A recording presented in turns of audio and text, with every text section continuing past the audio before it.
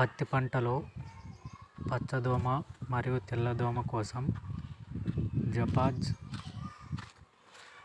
బుప్రోఫెనిజ్ మరియు అసిఫేట్ అనే కెమికల్స్ ఉన్న ఇన్సెక్టిసైడ్ను వాడటం వల్ల పత్తిలో తెల్లదోమ మరియు పచ్చదోమ రెండు కూడా కంట్రోల్ అవుతాయి.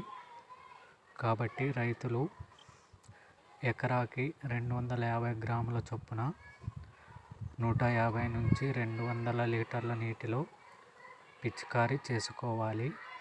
దీని వలన ముడత కూడా తగ్గటం జరుగుతుంది.